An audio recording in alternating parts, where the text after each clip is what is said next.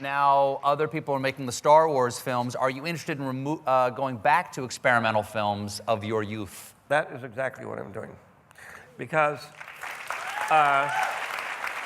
again, I'm tired of all my friends, all those people who say, well, George, when are you going to go back to experimental films? You keep saying you're going to do this. When are you going to do it? Well, I keep getting these opportunities. I kind of have to do them.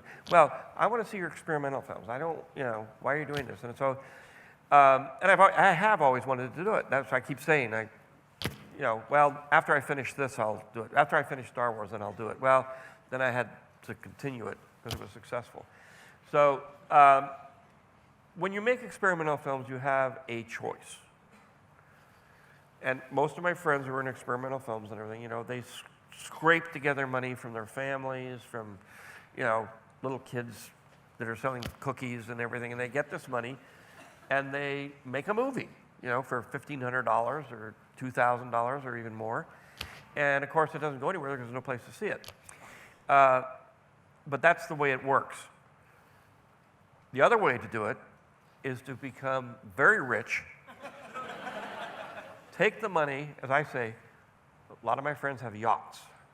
I don't have a yacht. I said, and they keep saying, buy a yacht, George, buy a yacht, build one, it's gonna be great, you gotta do it. I said, look, what I'm gonna do is I'm gonna take the money that I would use to build the yacht, and I'm gonna put it in a vault, and I am just gonna waste it making movies that'll never make any money, which may never even be released, because the whole key to an experimental film is you don't know what's gonna happen. And that's the allure of doing it, is because in the movie business, it has to work. Right. You cannot screw around and do things that aren't going to work. And I've done some of those movies. I produced some films, Pao Kwatsi, Kana Kwatsi, some Japanese films. And it's great, but I got a studio to pay for it. I found some suckers and it was a studio. But for my stuff, I said, I'm not going to really do that. I'm not going to take advantage like that. I'm just going to make my own movies. I don't have to answer to anybody. I'm just going to make what I think might be an interesting project.